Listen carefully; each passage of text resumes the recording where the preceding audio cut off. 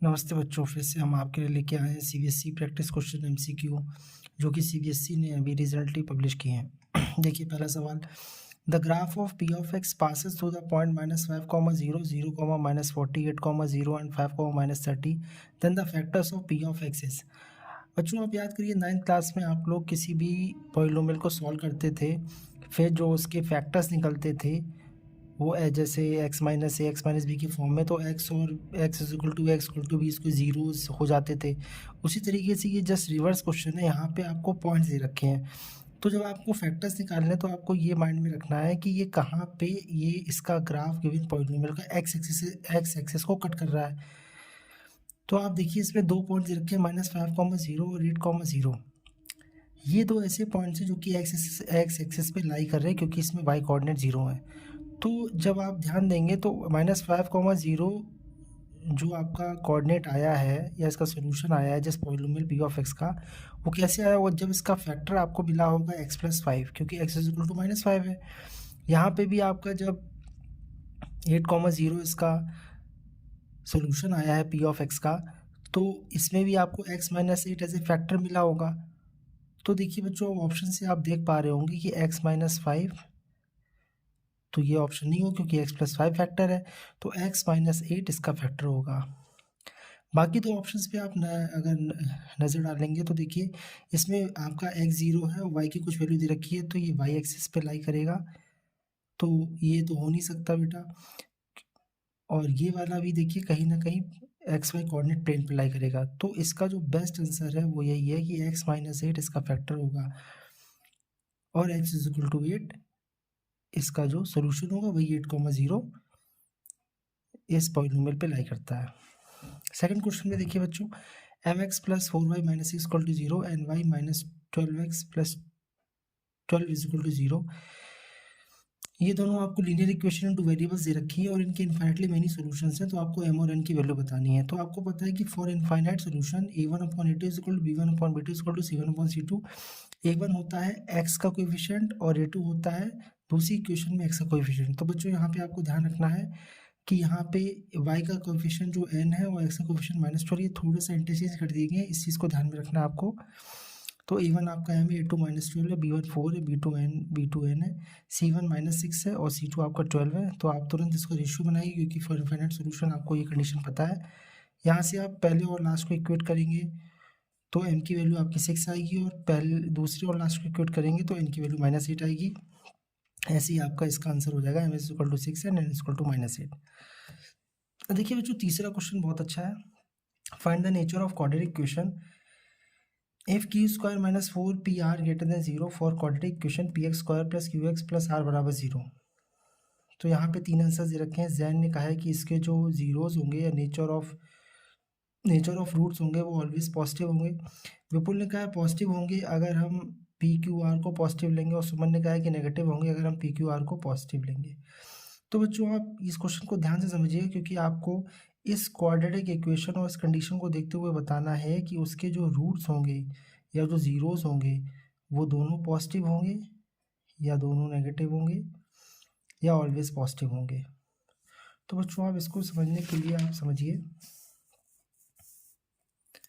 कि देखिए ऊपर वाली इक्वेशन से आप ये समझ पा रहे हैं कि roots are always positive. Generally आप देखते हैं कि रूट्स तब पॉजिटिव होते हैं जब आपका होल स्क्वायर वाला फॉर्म बन रहा होता है। यहाँ पे डिस्क्रिमिनेंट आपका 0 होता है।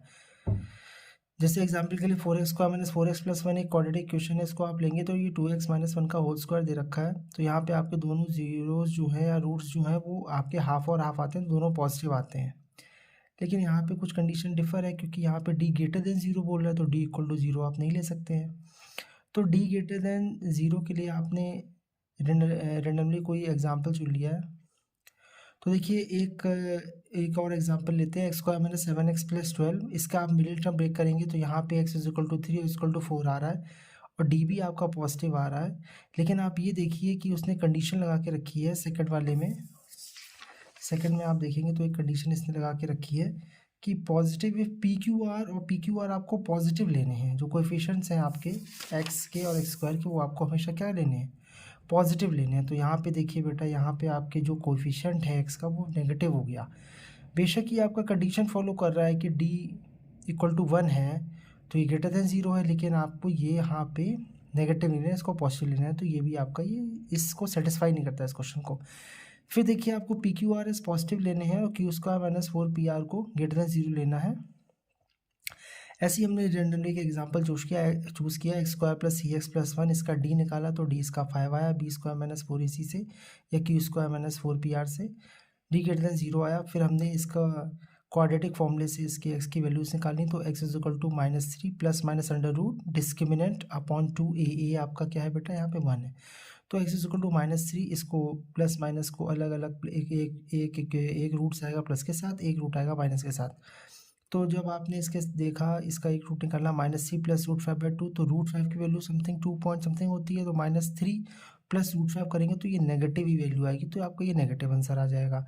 ऐसे यहाँ पे दोनों नेगेटिव है तो ये भी नेगेटिव आंसर आ जाए। तो आप बच्चों ये देख रहे हैं कि जब आप इसके कोएफिशिएंट जो एक्स का कोएफिशिएंट p है, एक्स का कोएफिशिएंट q है और r जो कि कांस्टेंट टर्म है, उसको आपने तीनों को जब आपने पॉजिटिव लिया तो आपके दोनों रूट्स कैसे आ रहे हैं, negative. So both roots are negative if PQ are positive. So Suman answer is correct. पीछे आपका ऑप्शन नंबर 3 राइट था। बच्चों ऐसे क्वेश्चंस को हम चाहेंगे कि आप हमेशा कोई ना कोई क्वाड्रेटिक इक्वेशन लेके करें ताकि ये सवाल आपके बिल्कुल सही हो जाए। ऐसे बच्चों चौथे सवाल पे आते हैं। देखिए चौथा सवाल बच्चों आपका बोल रहा है 2 concentric circles are centered at 0, 4, 3. The ratio of area of the inner circle to outer circle is 1:9. The coordinates of B are 3, 5. Find the coordinates of A.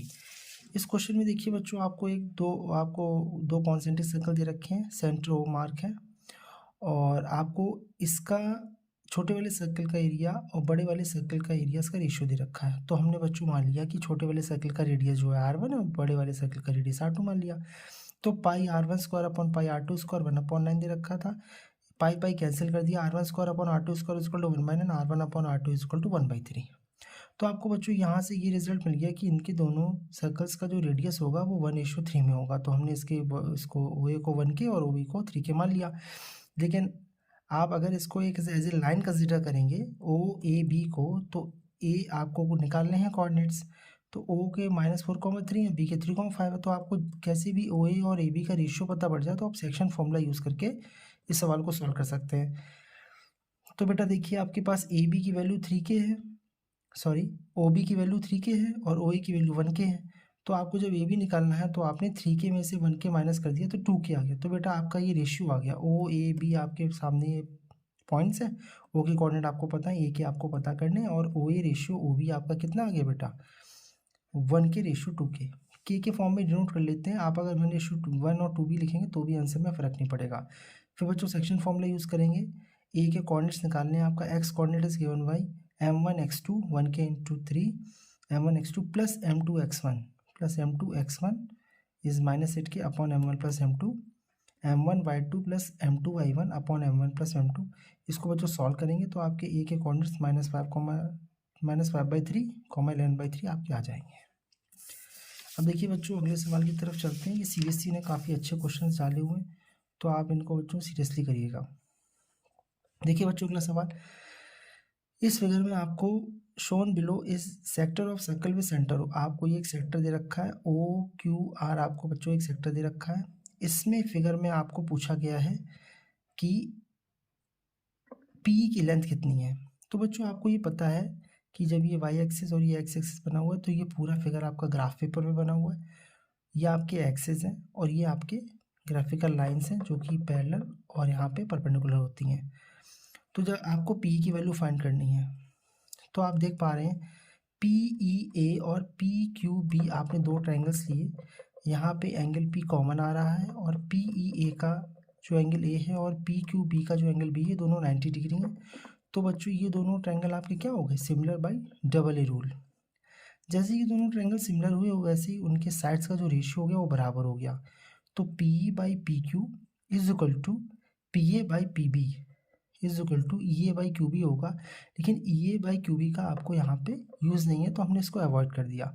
तो P आपको निकालना है, PQ कितना है बेटा, PQ को देखिए ज़रा ध्यान से इस फिगर पे नज़र डालेंगे तो ये एक सेक्टर दे रखा है, तो जो PQ की वैल्यू है वो PR के बराबर होगी। तो यहाँ से भी PQ की वैल्यू कितनी आ गई बेटा 6, और P A upon P B, तो यहाँ बेटा आप नज़र डालेंगे फिगर में, तो पी ए कितना है बेटा 3 यूनिट्स का है और पी बी कितना है बेटा 4 यूनिट्स का है। इसको सॉल्व करेंगे बेटा, तो 6 into 3 18/4 is equal to 9/2 is equal to 4.5 centimetre. ये बहुत ही सरल तरीके से देखिए हमने पी की वैल्यू 4.5 सेंटीमीटर निकाल दी है। इसको बच्चों आप बार बार रिवाइज करते रहिएगा, ये प्रैक्टिस क्वेश्चन है, बहुत इंपॉर्टेंट फॉर बोर्ड एग्जाम्स है। Thanks for watching, meet you next time, thanks you.